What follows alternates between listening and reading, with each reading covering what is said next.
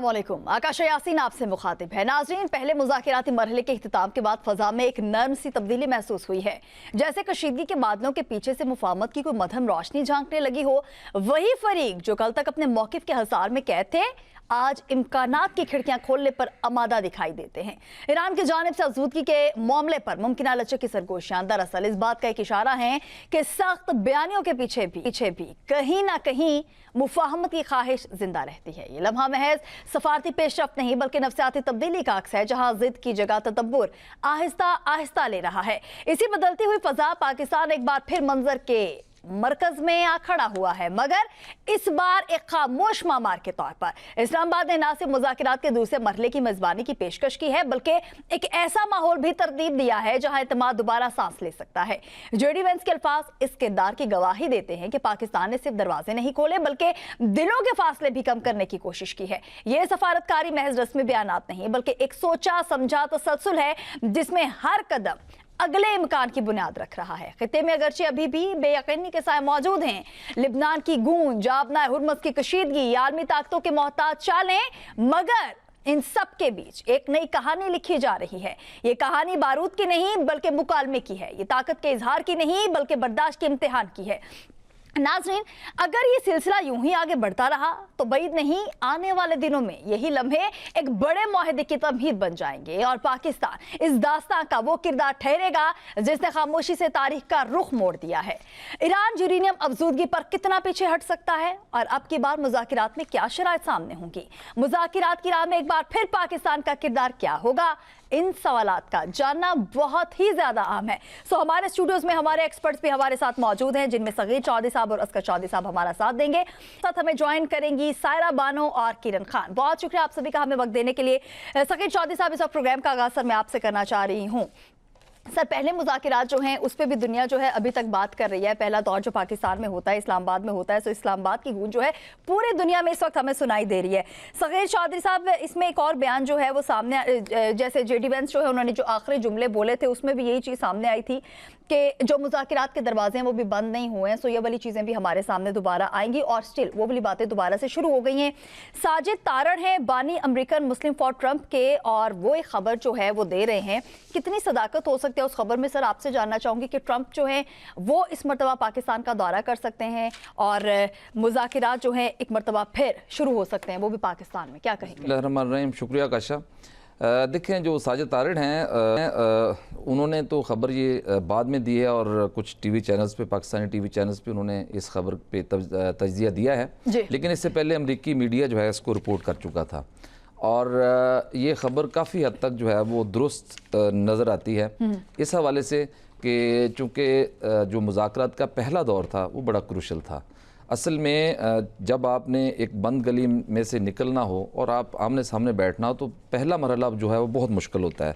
पहला मरहला जो है पाकिस्तान की जानिब से बड़ा एक अच्छा इकदाम ये किया गया कि जो दोनों फ्रीकैन कई दहाइयों से एक दूसरे से अलग थे और उनकी आपस में बातचीत सामने आमने नहीं हो रही थी, उनको आमने सामने बिठा दिया, एक टेबल पे बिठा दिया और अपना किरदार जो है वो एक न्यूट्रल सालिस के तौर पर जो है वो पाकिस्तान लाया।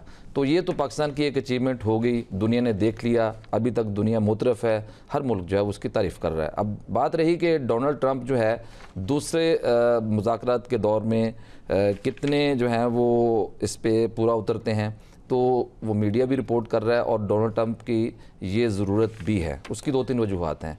ज़रूरत इसलिए है कि चूँकि एक तो डोनाल्ड ट्रंप जो हैं उनकी और उनकी जो जमात है रिपब्लिकन, उनकी बहुत ज़्यादा मकबूलियत में कमी वाक़ हुई है, ख़ुसूसी तौर पर अमेरिका में। तो उनको इसको जो है वो अपग्रेड करने के लिए या अपनी मकबूलियत बहाल करने के लिए ज़रूरी है कि मुज़ाकरात को कंटिन्यू करे और इसका दूसरा दौर जो है उसको शुरू करे और सीज़ फायर में किसी हद तक जो है वो उसको थोड़ा बहुत इजाफा करें। और दूसरी चीज़ ये है कि चूँकि मिड टर्म इलेक्शन आने वाले हैं तो मिड टर्म इलेक्शन जो हैं वो इस सूरत हाल में डोनाल्ड ट्रंप के लिए बहुत मुश्किलात पैदा कर सकते हैं। उनकी जब मकबूलियत का ग्राफ इतना डाउन है तो जाहिर सी बात है कि उन्होंने मिड टर्म इलेक्शन में जाना तो अवाम के पास ही है, तो वो उनको एक बहुत बड़ा थ्रेट है। इस सारी सूरत हाल में वो करना चाह रहे हैं और इस तीसरी इसमें ये बात है, चूँकि जेडी वैंस को उन्होंने भेजा था और बड़े इख्तियारात दे के भेजा था, लेकिन वो मुसलसल उनके साथ राब्ते में रहे। ग़ालिबन 11 मरतबा ये रिपोर्ट हो चुका है, 8 से 11 मरतबा उन्होंने डोनाल्ड ट्रंप को सारी सूरत हाल के बारे में आगाह किया। जो मुज़ाकरात हो रहे थे 21 घंटे तक तवील रहे। अब जेडी वैंस तो यहाँ से होकर चले गए। अब डोनाल्ड ट्रंप ये चाहते हैं कि चूँकि वो जंग रुकवाने का एक अज़्म लेके जो है वो इसमें आए थे इलेक्शन में, जब उन्होंने जो है वो अपना एक मंशूर पेश किया था कि वो जंगें रुकवाएंगे, तो बेसिकली अब वो उसी बयानिए को दोबारा रिपीट करना चाहेंगे और वो ये चाहेंगे कि जंग रुकवाने का क्रेडिट वो खुद लें।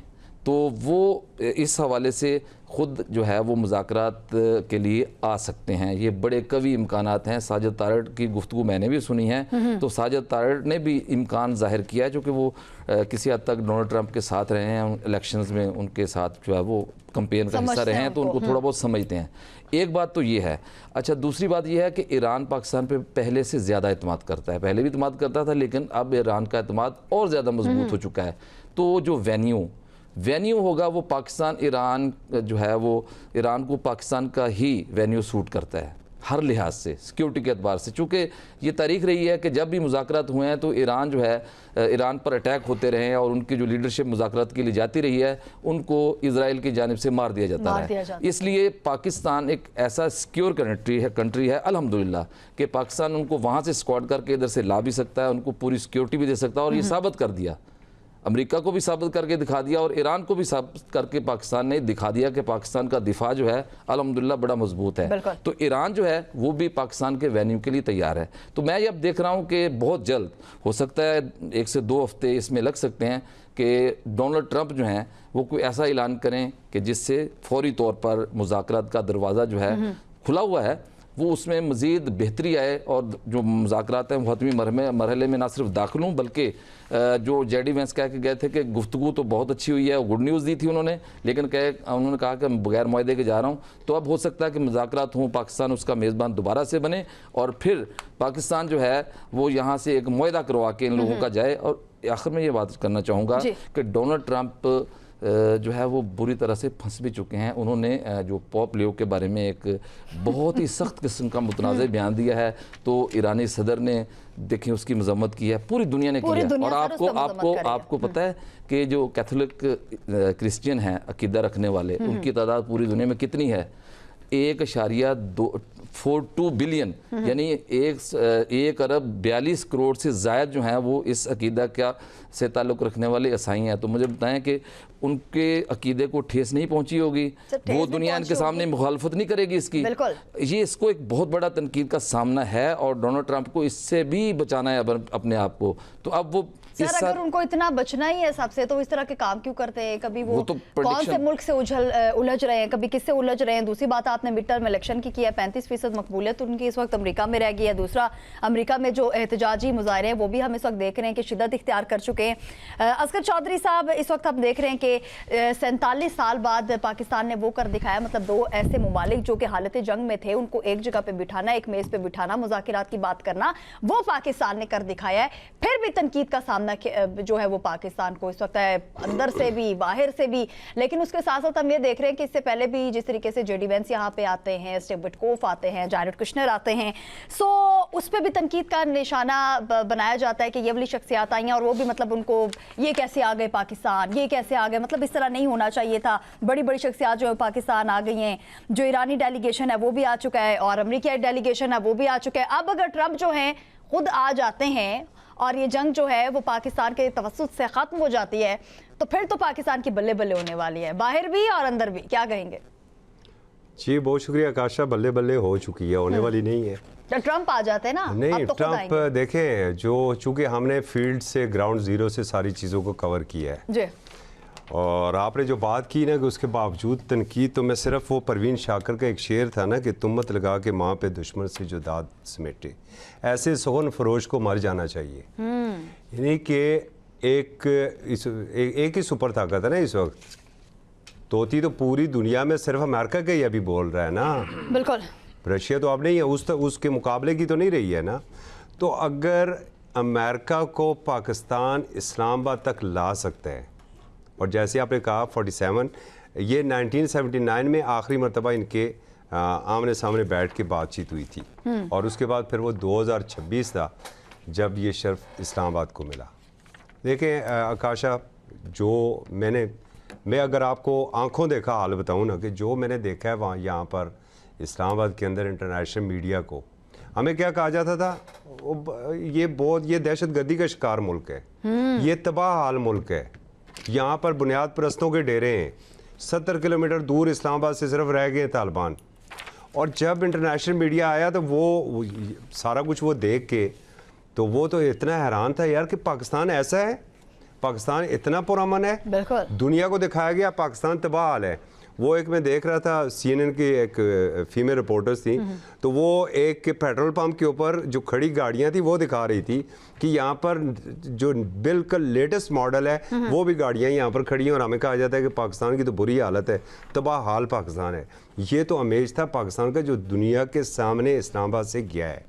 अब देखिए, जब सबसे पहले क्या यूरोप ताकतवर नहीं था, यूनाइटेड नेशन कहाँ पर थी सारे मामले में।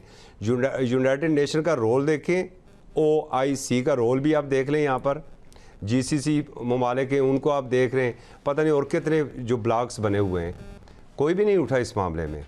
किसी ने नहीं कहा कि आए जी हम आपको बिठाते हैं, हम आपसे बात करवाते हैं।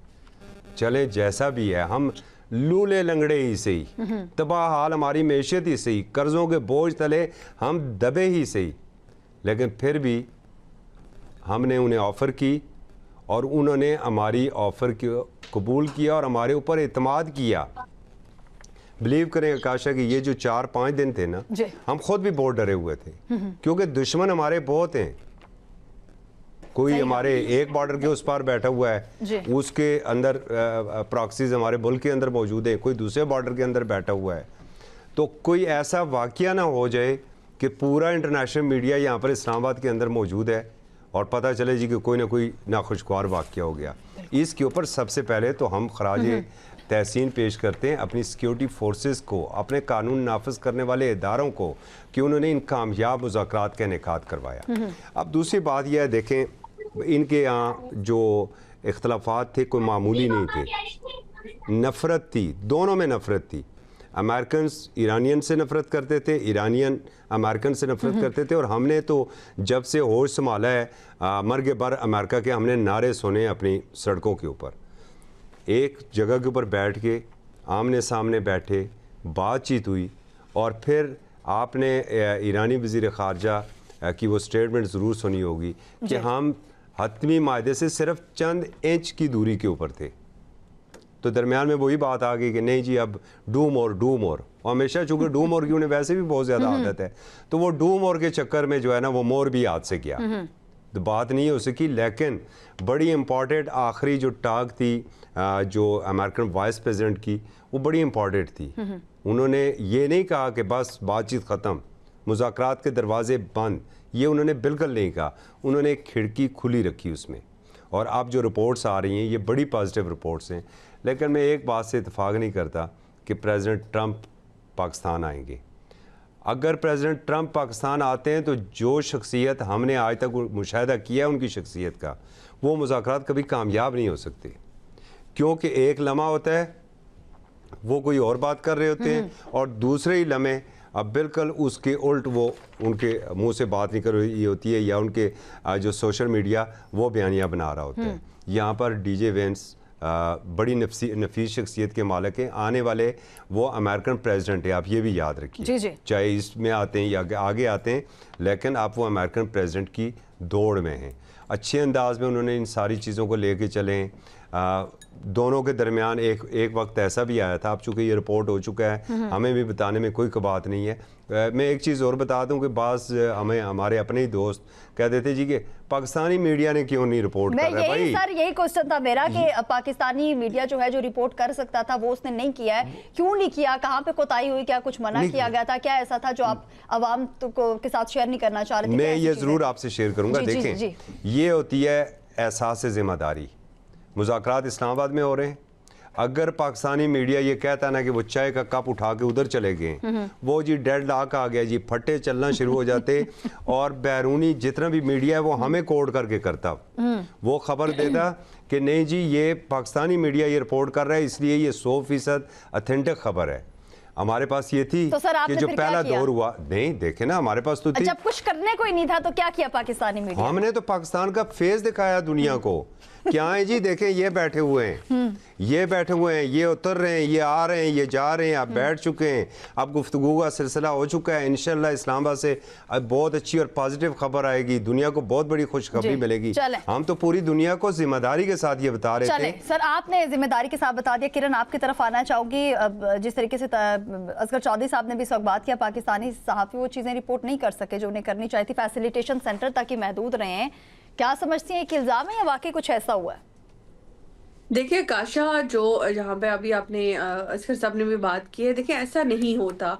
जो इंटरनेशनल अफेयर्स होते हैं, खास करके जो इस नौयत के मुज़ाकरात होते हैं, उसकी सेंसिटिविटी को देखते हुए, मद्देनजर रखते हुए आपने चीज़ों को रिपोर्ट करना होता है, कोट करना होता है। जहाँ पे जितने बड़े आलमी न्यूज़, जितनी भी एजेंसीज के लोग मौजूद थे, आलमी पूरा मीडिया मौजूद था, उन लोगों ने भी कोई खबर वहां से नहीं दी। देखिए जिन लोगों को 20-20, 25-25 साल हो चुके हैं फॉरेन अफेयर्स को कवर करते हुए, वो भी कोई खबर नहीं निकाल पा रहे थे। और आपको मैं यहाँ पर अगर आप कहेंगी तो हम वो दिखा सकते हैं, इवन दो के जो इंटरनेशनल मीडिया CNN और BBC की जो रिपोर्टर्स यहाँ पर मौजूद थे, नुमाइंदे मौजूद थे, वो यही कह रहे थे कि ओवरऑल तो हम यहाँ पर एंजॉय कर रहे हैं, इस्लामाबाद बहुत खूबसूरत है, जहाँ की हॉस्पिटैलिटी बहुत अच्छी है, सब कुछ है, लेकिन सिवाय एक चीज के कि हमें खबर नहीं मिल पा रही। ये उनके अपने अल्फाज थे। अगर वो कोई ऐसी चीज दे भी रहे थे तो वो स्पेकुलेशन थी, वो कोई भी स्पेकुलेशन की बुनियाद पर आप, मैं सगीर साहब, असगर साहब कोई भी दे सकते थे। हुकूमत पाकिस्तान ने और हमारे जो वज़ीर इत्तलात है, वफाकी वज़ीर इत्तलात, उन्होंने तो हर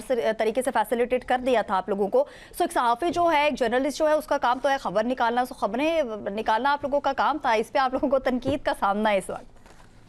आकाशा, खबरें देखें, आप मुझे बता दें किसी एक इंटरनेशनल मीडिया ने भी खबर दी हो कि भाई इस चीज के ऊपर डेडलॉक है? जब तक मुज़ाकरात होते रहे, हम लोग खुद ऑन ग्राउंड, आकाशा मैं और उसके साथ मौजूद थे, जो अपनी आंखों से देख रहे थे, हम लोगों से मिल रहे थे, बातचीत कर रहे थे। फैसिलिटेशन तो सिर्फ और सिर्फ फैसिलिटीज के लिए होता है ताकि आप लोगों को वाईफाई टाइम से मिल सके, खबर जो है इदारे के साथ शेयर हो सकते हैं। हम लोग लाइव आ रहे थे, जूम मीटिंग्स पे आ रहे थे, अपनी पॉडकास्ट कर रहे थे लाइव विपर्स पर, तो वो तो फैसिलिटेशन सिर्फ उस चीज के ऊपर। हमारे यहाँ ना मसला ये है कि अगर हम नेगेटिविटी रोल प्ले करते हैं तो भी उसके ऊपर तनकीद होती है, पॉजिटिव किया जाए तो भी होती है। ये मुज़ाकरात, हम होस्ट कंट्री थे, हम ऐसा मीडिएटर का किरदार अदा चाय कर बहुत रहे थे, अच्छी है, लाइट्स बहुत अच्छी है, इस वक्त कैमरा बहुत अच्छा है। आगे बढ़ूंगी मैं सायरा जी, इस वक्त आपकी जानिब। बॉडी लैंग्वेज बहुत ही ज़्यादा सायरा जी इंपॉर्टेंट होती है। वो हमने देखा कि हमारे जो फील्ड मार्शल सैयद आसिम मुनीर हैं, उनकी भी देख ली, हमारे प्राइम मिनिस्टर, यानी पाकिस्तानी जितने भी हमारे वुज़रा वहाँ पर मौजूद थे, उनकी बॉडी लैंग्वेज से सब कुछ ओके लग रहा था। उसके साथ साथ फिर हम देखते हैं कि JD वेंस जो है, वो आखिरी जो उनके जो आखिरी जुमले थे वो भी हमने आपके सामने रखे हैं। उनकी बॉडी लैंग्वेज से भी सब लग रहा था कि सब ओके की रिपोर्ट है। अगर वो ये बातें कर भी रहे हैं कि मुज़ाकरात जो है वो कामयाब नहीं हुए, सो मानने वाली बात नहीं थी, इस वजह से क्योंकि उनका रवैया बहुत ही ज़्यादा अच्छा था। सो पॉजिटिव वे में सारी चीज़ें जो है वो हो गई थी। सायरा जी, दूसरे दौर की मुज़ाकरात का जो दूसरा दौर है, उसकी बातें जो हैं वो जारी हैं। क्या आप समझते हैं कि पहला दौर जो है वो कामयाब हो गया, तभी दूसरे दौर की एक बातें जो हैं वो दोबारा से शुरू हुई हैं? अस्सलाम वालेकुम आकाशा। देखिए, सबसे बड़ी बात थी कि दो, आप जैसे आपने बोला कि मर्गे बर अमेरिका और ये सुनते हुए आए हम लोग, ये सारा कुछ हुआ, ये दो फ्री टेबल पे बैठ गए, मेरे ख्याल में आमने सामने बैठे हुए, ये कामयाबी का पहला स्टेप था। बिल्कुल। अब वो मुज़ाकरात, ज़ाहिर है जो पॉइंट्स हैं, कुछ वो नहीं मानेंगे, कुछ वो नहीं मानेंगे, बट बात ये है कि वो टेबल तक तो आए, कि बैठे तो सही। अब ज़ाहिर है जो सामने होगा दूसरे दौर में, जो मुज़ाकरात के वो सामने आ जाएगा कि वो, मैंने आपके प्रोग्राम में पहले भी कहा था कि अब दोनों को लचक दिखानी पड़ेगी। कोई ये नहीं कि कोई एक लचक दिखाएगा, 2 कदम वो पीछे हटेंगे, 2 कदम वो पीछे हटेंगे, क्योंकि इस वक्त जो आग भड़की हुई है, इस आग को बुझाना है। बिल्कुल। तो कामयाबी यही है कि वो एटलीस्ट आमने सामने उस टेबल के ऊपर बैठ गए और बात हो रही है। वरना तो आपको पता है कि बात कहाँ हो रही थी। अगर आप सारा कुछ अभी आपने कहा कि ट्रंप साहब पे छोड़ दें, तो वो कभी कहते हैं मैं जंग जीत गया हूँ, फिर कभी कहते हैं कि आमने सामने आके बात करो। फिर कभी कहते हैं कि ये जो ईरान है वो क्या कहते हैं उतावला हो रहा है इस डील के लिए, तो उनकी बातें सुने तो दुनिया को पता ही ना चले कि चल क्या रहा है। बिल्कुल। फिर वो एक जंग खुद ही शुरू करके फिर खुद ही वो, जैसे आपने बोला कि फिर वो कहेंगे कि ये देखो मैंने जंग रुकवाई। मुझे हंसी आती है कि यहाँ पर तो हमारे हुक्मरान हमें बेवकूफ समझते थे, बाहर वालों ने भी बेवकूफ समझना शुरू कर दिया। जितनी भी दुनिया की आवाम है उसकी मैं बात कर रही हूँ। जी। किसी को समझ नहीं आएगी। दूसरा, आप इतने मेरे सहाफी भाइयों के जख्मों के ऊपर आप नमक छिड़क रही हैं। वो पूछ रहे थे, वो जब भी किसी ने कहा तो मुझे हंसी आई थी ना कि वो मुज़ाकरात के टेबल पे बैठ के ये हो गया वो हो गया। उन्हें वो एक बच्चा कनात के पीछे से देखता, देखे खुल गई है, देखो का ढक्कन उतार दिया, प्लेटें लगना शुरू हो गई हैं और उसे क्या कहते हैं ठंडी बोतलें खुल गई हैं। अरे मतलब खबर आपने जैसे कहा कि निकालनी है, तो वो तो काम मैंने अभी तक कोई चंद एक को छोड़ के कौन सा ऐसा सहाफी है जिसका आप नाम बता दें कि जो अंदर की खबर निकाल के लाया हो। तो अब ये कहते हैं ना कि ये बहुत सेंसिटिव मौजू था। सायरा जी, अब जो अंदर वाली खबरें वो हमें बाहर से मिल रही हैं। नहीं आकाशा साहब मुझे रिस्पॉन्ड शाया किया है जिसमें हमें अंदर की खबरें पता चल रही है। आकाशा साहब मुझे रिस्पॉन्ड करने दें। सारा साहब नहीं, मेरी बात सुने ना, डायरेक्ट हमारी क्रेडिबिलिटी के ऊपर वो बात कर रही हैं। मैडम गुजारिश ये है कि आपको खबर चाहिए ना तो मैं आपको व्हाट्सएप के ऊपर खबर दे दूंगा, स्क्रीन के ऊपर मैं आपको नहीं दे रहा हूँ, व्हाट्सएप के ऊपर मैं दे दूंगा। कुछ रिस्पॉन्सिबिलिटी होती है, सहाफत भी जिम्मेदारी का नाम है। आप भी जब 2 नंबर कमेटी रूम में इन कैमरा इजलास करते थे ना तो खबर वो भी फिर हम ही देते थे। और आपको पता है कि 18वीं तरमीम के बाद हर दरवाजे को आपने लॉक किया हुआ था, कहीं से हवा नहीं गुजर रही थी और रिपोर्टर फिर भी खबर दे रहे थे कि आप अंदर क्या हो रहा है, कौन सी शिक के ऊपर आप लगे हुए हैं। यहाँ पर मामला मुल्की मफाद का था। हमें यह देखना था कि हमारी किसी खबर से ये ना हो कि ये सारा प्रोसेस डीरेल हो और कल कहा जाए कि पाकिस्तानी मीडिया ने ऐसी ऐसी खबरें चलाई हैं। जी, असल सच्चाई ये है।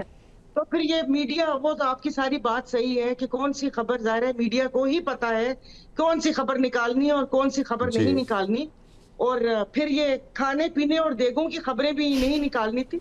मुझे तो अफसोस हो रहा था कि हमारे इतने जय्यद सहाफी और वो बात कर रहे हैं कि ये निहारी अच्छी थी और गुलाब जामुन के अंदर गुठली नहीं थी और जलेबी का शीरा बहुत अच्छा था। वो शायद यही खाने के लिए आए थे मैडम उधर। यहाँ पर जब बात करनी होती है कि कोई मुल्की मुफाद, तो मतलब मैं चले आपने पूरे सहाफियों का जवाब है कि मेरे जहन में आप नहीं थे, खुदा न खासा आपको उस कतार में नहीं खड़ा करती मैं। Thank you. फिर तो मैं अपने जितने भी, जाहिर है मेरे नाम के साथ आप सियासतदान लगाते हैं तो सारे, तो फिर इतनी वो हल्की इज्जत सिर्फ सियासतदानों की है कि उनके बेडरूम में कैमरे लगाने के बाद, उनके फोन टैप करने के बाद, उसकी ये सारी चीजें करने के बाद उसको बैठ के मीडिया पर उछाला जाता है, उनकी फैमिलीज को नहीं छोड़ा जाता। अभी भी सवाल के शुरू में ये बोला है कि कुछ लोग यहाँ से, अरे भाई आप कामयाबी मिली, खुश है, 4 लोगों की ट्वीट से आपको क्या मसला है? फिर आपने कहा कि सहाफी का ये कि जी उन्होंने एक यहाँ के किरदार की बड़ी तारीफ की और बदतनी सहाफियों को ये होना चाहिए, कुछ लफ्ज था, मैंने अभी सॉरी पेन करनी था कि मैं उसको नोट कर लेती, मैं भूल जाती हूँ। तो उन सहाफियों का कि वो जहां से इशारा आता है वो चीज वो हलाल दिखाते हैं, वरना तो ये मुज़ाकरात OIC तमाम चीजें 2018 और उसके बाद भी हुई थी, तब ये लोग सीना पीटते थे। तब अगर मोहम्मद बिन सलमान आता था तो वो तस्वीरें लगा लगा कर बताते होते थे और फिर कहते कि उससे क्या होगा। आज इनको वो क्या कहते हैं ना कि सावन के अंधे को हर चीज हरी हरी नजर आ रही है और वो उस दौर का सारा कुछ हराम था, अभी उसको वो उस पैकिंग में करके हलाल दिखाया जा रहा है। देखें, जो सहाफी होता है ना उसको बायस नहीं होना चाहिए, वो उनका काम वॉच डॉग का काम है, लैप डॉग का काम नहीं है।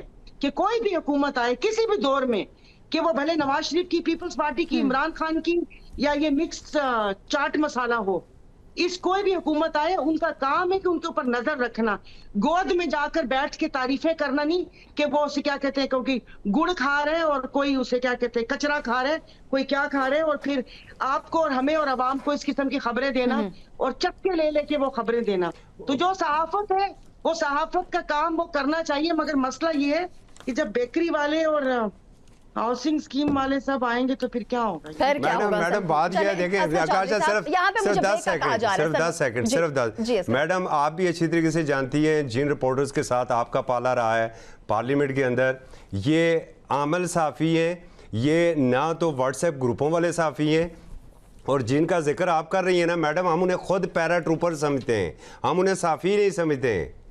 चले असगर साहब, आपका इस पे पॉइंट आ गया। एक व्हाट्सएप मैसेज होता है, वही मंसूर के होता है, वही गरीदा का होता है, वही कामरान का होता है, और वही मुन्ने का होता है, मुनीफ फारूक।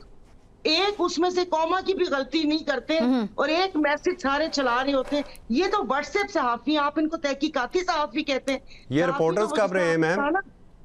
जी, ये सायरा जी, रिपोर्टर्स कब रहे देखिए हैं? आप सबको मिक्स कर रही है ना। देखिए आप एंकर्स और बाकी तमाम, आप उनको डायरेक्टली नाम लेके रिपोर्टर्स जैसे अलग हैं, पहले भी कह एंकर्स लेती, अलग है। लेकिन जी। तमाम जो लोग अच्छा काम कर रहे हैं उनकी क्रेडिबिलिटी के ऊपर भी सवाल उठाना, ये भी तो सही बात नहीं है। चले अच्छा काम कर रहे हो। चले, पहले आप तो सब बाजार भी जाते थे, पेट्रोल पंप पर भी जाते थे, अभी कौन सा सांप सूंघ गया? अभी आप किसी को किसी सहाफत है कि जो बोल रहे थे कि ये कब्ज की कैफियत से निकल आए? कब्ज की कैफियत में तो ये 2.5 साल से है कि इनकी वो सही नहीं हो रहा कि कोई अच्छा हकीम इन लोगों का इलाज करे।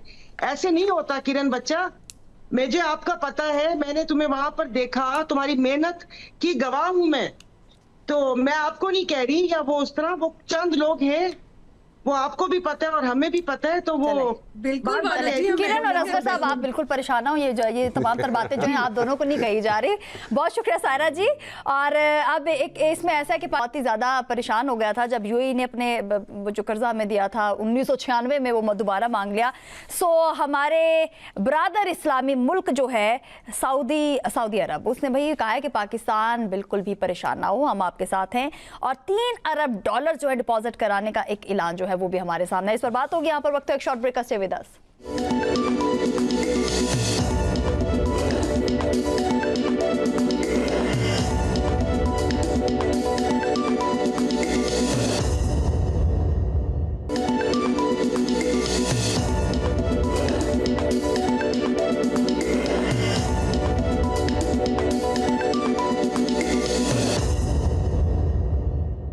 Welcome back. एक मरतबा फिर आप सभी को खुशामदीद कहेंगे नाजरीन, और मुज़ाकिरात के दूसरे दौर की बात हो रही है। सो उम्मीदें तो यही हैं कि ये इस मरतबा मुज़ाकिरात जो हैं वो हो जाएंगे और फिर पाकिस्तान का बोलबाला जो है पूरी दुनिया में हो जाएगा।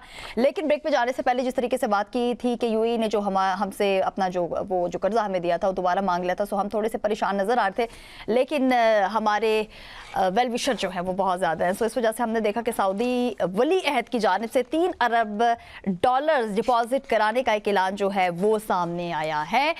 लेकिन सवाल यही है कि 77 सालों से पाकिस्तान जो है वो नाजुक मोड़ पे ही खड़ा है, ना वहाँ से हम आगे जा रहे हैं, ना वहाँ से हम पीछे जा रहे हैं, चीज़ें समझ से बाहर हैं। और जैसे ही मतलब इस तरह की बातें होती हैं कि अब क्या होगा, सो फिर ये सुनने को मिलता है कि पाकिस्तान की मईशत जो है वो स्ट्रॉन्ग होने जा रही है, मतलब पाकिस्तान की मईशत जो है वो इस मुल्क से बहुत ज़्यादा आगे है और हम बहुत ही ज़्यादा कामयाब हैं। लेकिन उसके साथ ही फिर बहुत सारी ऐसी चीज़ें सामने आती हैं कि दिल दुखता है। सगीर चौधरी साहब, इस पे भी कुछ मैं आपका पॉइंट लेना चाहूँगी, और अगर जो कुछ जर्नलिस्ट के हवाले से कुछ बातें जो थी वो मुझे लग रहा था कि आप उस पर कुछ कहना चाह रहे हैं। पहले जर्नलिस्ट वाली बात कर लें या? जी सर, जर्नलिस्ट वाली कर लीजिएगा। अच्छा देखें आकाशा, ये एक इंटरनेशनल इवेंट नहीं था सिर्फ, ये पूरी दुनिया के लिए जो है वो एक बहुत ही नाजुक मामला था पूरी दुनिया के लिए। मैं एक मुल्क की बात नहीं कर रहा, दोनों की नहीं कर रहा या 3 की नहीं कर रहा। इसमें सिक्योरिटी खदशात भी थे और पाकिस्तान ने सॉवरन सिक्योरिटी की गारंटी दी हुई थी, ईरान को भी और अमेरिका को भी। और एक चीज़ भी अगर लूज़ हो जाए और उससे खुदा न खास्ता आपका कोई ना कुछ हिस्सा भी सिक्योरिटी का लैप्स कर जाए तो कितना बड़ा नुकसान हो सकता था, इसका अंदाज़ा नहीं हो सकता। इसलिए एक एक चीज़ को और एक एक मरहले को बड़े सोचो विचार के साथ किया गया था। और ये सिक्योरिटी मुख्तलिफ इदारों के पास नहीं थी, ये बड़ा एक हाई लेवल सिक्योरिटी जोन बनाया गया था और Z+ सिक्योरिटी थी। तो ऐसी सिक्योरिटी में कोई चीज़ कभी बाहर नहीं आती, ये इंटरनेशनल मीडिया समझता है। हम शायद कम समझते हैं, इंटरनेशनल मीडिया इसको ज़्यादा समझता जी। है। और जब मुल्क की सॉवरेंटी की बात होती है किसी भी मुल्क की, चूँकि हम मेज़बान थे और जब ख़तरात एक तरफ ये मंडला रहे हों कि इसराइल जो है वो ये कर सकता है, वो कर सकता है, इस तरह की इतलात भी जो है वो फैलाई जा रही हों, तो इस सूरत हाल में ख़बर ज़रूरी है या सिक्योरिटी ज़रूरी है? मेरा ख्याल है कि सिक्योरिटी बहुत ज़रूरी है। और बहुत अच्छा हुआ देखें कि हमने इंटरनेशनल मीडिया की दूसरी मरतबा मेज़बानी की है। SCO कॉन्फ्रेंस 2024 में पता है आपको हुई थी, कामयाब हुई थी। उस वक्त भी हमने वेन्यू ऐसा ही सजाया था। हमें वहाँ बाहर जो है ना इस तरह के वेन्यू नहीं मिलते, माज़रत के साथ। मैंने भी इंटरनेशनल इवेंट कवर किए हैं, लेकिन ऐसी कोई पोजीशन होती नहीं, हम तो वीज़ों के लिए तरस रहे होते हैं। तो देखें, हमने उनको ऑन अराइवल वीज़ा ऑफर किया, सबसे बड़ी रिस्पेक्ट दी उनको, उनके मुल्क को respect the, on arrival visa. फिर उनके लिए लग्जरी किस्म का यहाँ पे VVIP किस्म का हमने अरेंजमेंट्स किया, उनको किसी चीज़ की परेशानी नहीं होने दी। हालांकि इस तरह के जो जर्नलिस्ट हैं बेचारे जब बाहर से आते हैं तो वो होटल ढूंढ रहे होते हैं, फिर एक्सेस ढूंढ रहे होते हैं कि करीबी एरिया कौन सा है, वो अपने अपने स्पेस ढूंढ रहे होते हैं। तो हमने एक उनको वो स्पेस दी। देखें, जो वेन्यू था उससे कितनी दूर था वो जो मीडिया का फैसिलिटेशन सेंटर था, फिर उसमें सहूलतें पहुंचाना। हम ये साबित कर दिया हमने कि यार हम किसी से कम नहीं है, हम एक अच्छे मेज़बान साबित हो सकते हैं। हॉस्पिटलिटी की उन्होंने तारीफ किया, तो हमने उनको ये नहीं कहा था कि हमारी हॉस्पिटलिटी की तारीफ कर दें, उन्होंने देखा है तो किया ना भाई, और फिर आने की ख्वाहिश भी जाहिर कर रहे हैं। यहाँ पे उन्होंने पहली मरतबा देखा है कि कोई इंटरनेशनल अगर इवेंट हुआ है तो उसकी मेज़बानी इस तरह से हुई है। इस तरह कभी आप देख लें, UNO के इजलास होते हैं सालाना, वहाँ पे पूरा दुनिया का मीडिया जाता है, वहाँ पे क्या सूरत हाल होती है आपको वो अंदर जाने नहीं देते, और आपसे जो सलूक होता है वो सबके सामने है। अच्छा, ये बात तो एक हो गई। दूसरी आपने कर्जे की बात की थी। देखें, अब अगर UAE ने कर्जा मांग लिया है तो अच्छी बात है कि हमने उसका अरेंजमेंट भी कर लिया, और फिर उससे भी अच्छी बात है कि हमारा चूँकि सऊदी अरब के साथ एक स्ट्रेटजिक पार्टनरशिप का मुआहदा भी है, और हम उसके इसमें मुआहदे में पूरे शरीक भी हैं, और अल्हम्दुलिल्लाह हमने पूरी उसकी सिक्योरिटी भी संभाली हुई है। तो उन्होंने ऑफ़र किया, बहुत अच्छी बात है, ठीक है। लेकिन देखें, खुद इंसारी की तरफ हमें अब आना पड़ेगा। हम कब तक जो है वो इस तरह कशकोल के साथ अपनी ज़िंदगी गुजारेंगे? UAE ने जो किया उस पर हम बहस कम करेंगे, लेकिन थोड़ी सी एक चीज़ में इसमें इससे लिंक्ड है। आपको याद होगा कि जब वार हुई थी इराक की और कुवैत की 90 की दहाई में, तो उस वक्त लोगों के अरबों रुपए जो है वो डूब चुके थे। फिर एक UN का इदारा बना था, और जिसमें कंपनसेशन के नाम से UNCC के नाम से उस इदारे का नाम रखा गया था। 20 साल लगे थे लोगों के क्लेम्स जो हैं वो उनको वापस लेने में। तो अब UAE का ये हाल है कि वहाँ पे जो लाखों की तादाद में काम करने वाले लोग हैं उनके पूरे पैसे डूब चुके हैं। अब वो क्लेम उनको किस तरह मिलेंगे? उसमें पाकिस्तान वाले लोग भी शामिल हैं, उनके गोल्डन वीज़े भी जो हैं वो बगैर वजह बताए जो है वो उनको ख़त्म कर रहे हैं, और उनके वहाँ पे जो डिपॉजिट्स हैं वो नहीं दे रहे। तो इसका मतलब यह है कि वहाँ पे लोगों के साथ भी ऐसा सलूक होने वाला है। तो कोई बात नहीं, उन्होंने अगर पैसे मांग लिए हैं तो हमने कहा ठीक है हम दे देते हैं। तो बस लेकिन अब खुद इंसारी की तरफ हमें अगर नहीं हम जाएंगे तो फिर ये चीज़ें जितनी यही तो मसला है, जब हमसे किसी कोई मुल्क कर्जा वापस मांगता है फिर हम सोचना शुरू हो जाते हैं आप किससे लेके तो इनको देना पड़ेंगे। बहुत शुक्रिया सकीर चौधरी साहब, आपका पॉइंट आ चुका है। असगर चौधरी साहब, PTI पे आप एक ऐसी नज़र रखते हैं, सो कुछ अंदर की चीज़ें मैं जानना चाह रही हूँ, लेकिन पहले इस क्वेश्चन का जवाब दीजिएगा कि PTI अकाउंट में 1800 फॉरेन ट्रांजैक्शंस मंजर पर आ चुकी हैं, इमरान खान समेत 11 मुल्जिमान जो है वो नामजद हैं, क्या कहेंगे इस पर? बहुत शुक्रिया आकाशा, अगर सिर्फ आप मुझे 1 मिनट इजाज़त दे दें तो मैं UAE कर्जे के ऊपर कुछ कहना चाहता हूँ। जी सर। देखें, एक तो ये 95-96 में आपने 45 करोड़ लिया था, किसकी हुकूमत थी, और अब तक ये वापस क्यों नहीं हुआ? जहाँ तक मुझे याद पड़ता है उस वक्त पीपल्स पार्टी की हुकूमत थी। $2 अरब लिए गए थे 2018 में जब इमरान खान साहब वज़ीर-ए-आज़म थे, वो वापस क्यों नहीं हुआ? फिर $1 अरब 2023 में लिए गए थे शहबाज शरीफ साहब जब PDM 1 की हुकूमत आई थी। तो मतलब तीनों पार्टियां कर्जा लेने के मामले पर एक ही पेज पर थी, देने पर कोई भी नहीं आता है। यहाँ पर सबसे अफसोसनाक बात यह, और चूँकि हमारे बहुत से दोस्त हैं जो UAE से जिनका ताल्लुक है, हमने क्यों कर्जा देने के ऊपर, हमें वापसी के ऊपर हमें इतनी नाराज़गी क्यों कर रहे हैं? हम क्यों उनके ऊपर तनकीद कर रहे हैं?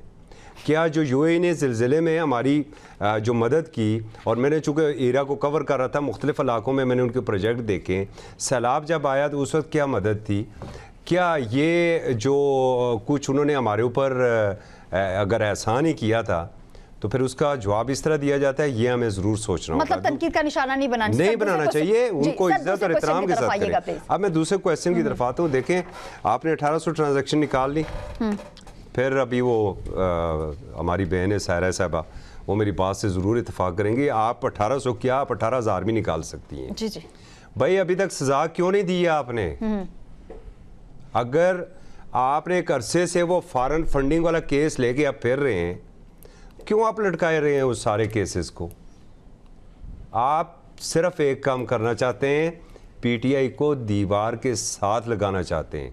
जो कुछ आप इस वक्त तक कर चुके हैं, आए ना, आप उनके केसेस लगाएं, फैसले होने दें वहां से, जो मर्जी इल्ज़ाम हो। एक वक्त होता था जब बुरा वक्त मियां नवाज शरीफ साहब के ऊपर था, तो इसी तरह के इल्ज़ामात लगते थे, जी वो जी 5 अरब डॉलर की इन्वेस्टमेंट उन्होंने इंडिया में कर दी, पता नहीं कितने खरबों डॉलर उन्होंने पनामा में उनके निकल के आ गए, उसमें से आपने कितना रिकवर किया और उन्हें क्या सज़ा दी वहाँ पर? क्या इस मुल्क में सियासतदानों के साथ यही होता रहेगा? खुदा के लिए कोई थोड़ा सा अक्ल के नाखन लें, थोड़ी सी अक्ल के नाखन लें, इस रवायत को आप बदलें। होश के ठीक है, होश के नाखन ले लें या अक्ल कर लें थोड़ी सी। जी सर जी। क्योंकि जो भी यहाँ से निकलता है उसका अगली मंजिल जेल होती है। देखें, पीटीआई के ये वक्त गुजर जाएगा और हालात बहुत कशीदे हैं पीटीआई के लिए। जी, अगर 11 साल आसिफ अली जरदारी साहब ने जेल में गुजार लिए थे ना, मियां नवाज शरीफ और शहबाज शरीफ साहब ने जेल में गुजार लिए थे, तो इमरान खान साहब भी जेल में गुजार लेंगे। वक्त उनका भी गुजर जाएगा। ये देखिएगा कि कल जब उनका वक्त आएगा तो फिर आपके साथ क्या होगा। ये सिलसिले यहाँ पर ख़त्म होने चाहिए। देखें, जो सूरत हाल पीटीआई के अंदर की अब ये है, वो मैं तो काफ़ी उससे मायूस हूँ। अपने वज़ीर आला साहब ने भी खासा मायूस किया है। जब आए थे तो बड़े दावे हो रहे थे, जी मैं बड़ा एहतजाज का चैंपियन हूँ। अब पता चला कि हर मीटिंग्स में भी बैठ रहे हैं। चले, बहुत अच्छी बात है, आप मीटिंग्स में बैठ रहे हैं, आपको बैठना चाहिए ना। कुछ ऐसी खबरें भी आ रही हैं कि बानी पीटीआई जो है वो सोहेल अफरीदी की कारकर्दगी से बिल्कुल मायूस है, मतलब उनको लगता है कि कारकर्दगी ठीक नहीं है। वो तो बानी पीटीआई है, एक आम कारकुन उस कारकर्दगी से मायूस है। क्या किया उन्होंने? जुनैद अकबर ने क्या किया है? चले सर, इस पे बात होगी। सायरा जी, आपकी तरफ आना चाहूंगी। हमेशा मैं आपके लिए बहुत ही ज्यादा परेशान हो जाती हूँ, और इस वजह से, क्योंकि आपसे जब भी प्रोग्राम होता है तो आप कहती हैं लाइट चली गई, गैस के मसाइल हैं, महंगाई बहुत ज़्यादा हो गया है, आम आदमी का बुरा हाल हो गया है। लेकिन आपकी ये जो शर्मिला फारूकी साहिबा ये कह रही है कराची में रहना ऐसा है जैसे पेरिस में रह रही हूँ, और इस तरह के और भी बहुत से वज़रा हैं जिनकी तरफ से इस टाइप के बयान जो है सायरा जी वो आते रहते हैं। क्या कहेंगे इस पे? बिल्कुल सही कह रहे हैं आप। इनके मेंशन जाकर देखिए, जो विलास बनाए हुए हैं 4-4 हजार गज पे, वो अंदर आप जाएंगी तो आपको पेरिस की फील आएगी। वो तो सही बोल रही हैं कि यहाँ पे रहना ऐसा है जैसे पेरिस है। तो आप किसी के भी घर में जाकर देख ले, आपको यही लगेगा। कहीं पूरा वो है ना कि स्पेनिश है, कहीं इटालियन है, कहीं ये फ्रेंच, मतलब इंटीरियर और तमाम चीजों की बात कर रही है। तो वो तो सही कह रहे हैं। आपने तो उनसे पूछा था, उनसे सवाल ये नहीं हुआ था कि अवाम कैसे रह रही है। तो सही कहा आपने। उनसे सवाल हुआ था आप कैसे रह रही है। नहीं, उनसे मैडम आपने उन्हें मशवरा देना था ना कि लियारी को देख लें, कुरंगी को देख लें, बल्दिया को देख लें, लांडी को देख लें, फिर आपको वो पेरिस लगेगा। आप कभी शोराब कोट के राइट लेफ्ट वाले इलाके में चले जाएं, वो अब्दुल अस्पानी रोड के लेफ्ट पे कोई है, इसलिए कि बहुत ज्यादा वहां पर ना ट्रैफिक जैम था, तो हम गूगल से रास्ता तलाश करते हुए आए। आप यकीन नहीं करें कि जब मैं नींद दराज थी और मेरी पूरी आंखें सॉकेट से बाहर आ गई वो इलाका देख के कि ये कराची का हिस्सा है। मैंने इतनी अपनी उम्र में मैंने वो इलाका पहली दफा देखा था, और मैं कहती हूँ कि उससे साफ सुथरे गांव की गलियां हैं कि एटलीस्ट वहां पर ये सारा कुछ नहीं है। तो ये झूठ बोलते हैं। फिर आपने पिछले दिनों देखा होगा कि इनके इतने सारे पता नहीं कहाँ से सोशल मीडिया वाले आ गए। जो मैं आपके प्रोग्राम में बोला था, आप यकीन नहीं करें, एक छोटी सी पार्किंग है यहाँ पर, उसमें 4 लाइटें, उसको ड्रोन से 6 जावियों से दिखा के उन्होंने बोला ऐसा है हमारा कराची। यानी कि हम लोग ऐसे। उससे पहले आप जब ये बात कर रहे थे ना इनकी, ये कि भाई साफियों ने आके वहां पर देखा, उन्होंने एयरपोर्ट गाड़ियां देखी, इस्लामाबाद देखा, तो मैं हंस रही थी। मैंने कहा उन्होंने इस्लामाबाद देखा है, वो आके शदादपुर देख लें, शाहपुर चाकर देख लें, टंडो आदम देख लें, चरणपुर गांव में ना जाए तो सिर्फ आके लियारी का दौरा कर लें। और पुल के इस पार यानी कि 3 तलवार के परली तरफ का एरिया देख लें तो उनको पता चल जाएगा कि पाकिस्तानी किस हालत में। इसीलिए तो हम उन्हें इस्लामाबाद लाए थे। जी हाँ जी, इसीलिए तो आप हमारा दारुल खिलाफा यहाँ से उठाकर वहाँ ले गए थे। जी जी। आज ये दारुल हुकूमत होता तो इसके हालात ऐसे ना होते, और लेकिन बस ले गए पहाड़, किसी को पहाड़ और नदियां पसंद थी वो उठा के ले गया। एक सवाल, एक थोड़ा सा, अभी कोई मेजबानी की तारीफ कर रहा था, बिल्कुल सही है। फिर आपने किसी ने यूनाइटेड नेशन का बोला कि भाई हम वहां पर भी मेजबानी देख रहे हैं। मसला ये है कि वो टैक्स पेयर का पैसा अपने अब्बा का पैसा समझ के नहीं खर्च करते। तो ये जो वजीर इत्तलात साहब ने जो दुनिया जहान की हमने जी तारीफों के डोंगरे बरसे हैं हम पे, जी वो सायरा हमारा टैक्स पेयर का पैसा था। अच्छा, आप जाके प्रेस क्लब्स की हालत देख लें पूरे मुल्क में, वो बेचारे, मैं आपको ज्यादा पता होगा, मैं तो अपने सांगड़ प्रेस क्लब, शदादपुर, शाहपुर, चाकर वो देखती हूँ। यकीन अच्छा सायरा जी, सायरा जी चले, हमने कराची के हवाले से बात की है कि आकाशा सिर्फ 1 मिनट, जी जी मेरे 2 तहकीकाती सहाफी हैं, मैं उनके लिए एक सवाल छोड़े जा रही हूँ ताकि मेरे इल्म में इजाफा फरमाएं। हम यूएई के कर्जे की बात कर रहे हैं, वो तो चले ठीक है, जो आता है वो कहते हैं जो आता है वो अपने हिस्से का नोच के खा जाता है और कर्जे पे कर्जा चढ़ा के जाता है। ये 2005 में या उसमें जब मुशर्रफ दौर में ये पीटीसीएल को हम लोगों ने जब इसको प्राइवेटाइज करना था, और तो इसकी बिडिंग में यूएई भी था जी, और वो पैसे अभी तक पाकिस्तान को मिले नहीं है जी। वो जी। उस वक्त के डॉलर लगाए और अभी के। मुझे पूछना ये है कि हमारे वालों को कौन सा डर है, वो उनसे वो पैसे क्यों नहीं मांग रहे? और जब के इलेक्ट्रिक का, अब तो KSC बन गया, जब के इलेक्ट्रिक का भी हुआ था उसके भी उन्होंने कहा था कि ये सारी चीजें सारा वो करेंगे, इसकी ट्रांसमिशन लाइन वगैरह सारी चीजें, वो भी नहीं हुई। तो कोई ऐसा हमारा दिल जिगरे गुर्दे वाला वजीर है जो आंखें में आंखें डालकर कर्जा वापस करे? जाहिर है हमने लिया है, देना है। तो अब जिस किस्म के बयानात आ रहे हैं ना, तो मुझे हंसी आ रही है। हमारे फैमिली में एक बंदा है, जब उसको उधार लेना होता है वो बहुत मतलब ऐसे उधार लेते हैं, और जब आप मांग रहे हो तो अगर पैसे आ जाएंगे तो तुम्हारे मुंह पे मार दूंगा। अरे तो एग्जैक्टली यही होता है, जब आप किसी को देते हो तो बहुत अच्छे तरीके से वो ले लेता है, लेकिन जब वापस मांगते हो तो ऐसा फील होता है हमने उसके पैसे देने हैं। किरण, मैं आपके दुख में बराबर की शरीक हूँ। और अगला सवाल ऑनेस्टली मेरा आपसे यही था कि कुछ बिजली की तलब में जो इजाफा हुआ है, सो पीक आवर्स में 2.25 घंटे की लोड शेडिंग जो है उसकी बातें हो रही है। सो किरण आप जो बैठी हुई है, मुझे पता चल गया लाइट चली गई है आपकी, दुख आपका समझ रही हूँ, क्या कहेंगी?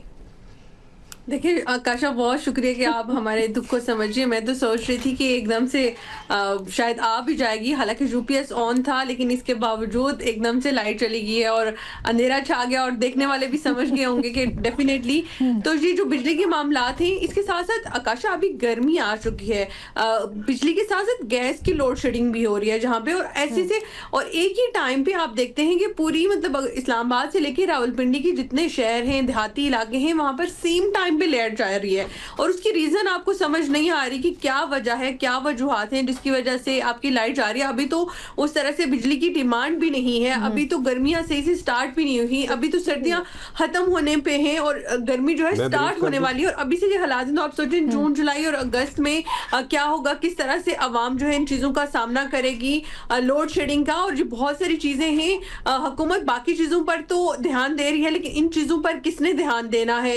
ये वो चीजें हैं जो हर आदमी इसमें जो है ना उससे मुतासिर हो रहा है। और इस तमाम चीज़ों के अंदर हम इस वक्त ये चीज़, सबसे मेन चीज़ यही है कि लोड शेडिंग की वजह क्या है वो भी नहीं बताई जाती, और ये सारी चीज़ें मेरी समझ से आकाशा बाहिर है इस वक्त के क्या वजह है, कोई बताने को भी और कोई बताने को भी तैयार नहीं है कि क्या वजह है। किरण, आपने बहुत सारे सवाल रख दिए, लेकिन आपको और अपने व्यूवर्स को ये भी खुशखबरी देती चलूं कि बिजली की कीमत में खातिर खा इजाफे के बारे में भी सोचा जा रहा है। मुझे पहले ये लगा था शायद कफायत शारी के तहत आपने अपनी लाइट्स ऑफ कर दी हैं, लेकिन फिर पता चला कि वाकई बिजली जो है वो जा चुकी है। बहुत शुक्रिया, हमारे एक्सपर्ट्स हमारे साथ मौजूद थे, सगीर चौधरी साहब, असगर चौधरी साहब, सायरा बानो और किरण खान। आपका बहुत ज्यादा मैं शुक्रिया अदा करना चाहूंगी। इसी के साथ अपने मेजबान आकाशा यासीन को दीजिए इजाजत। खुदा हाफिज।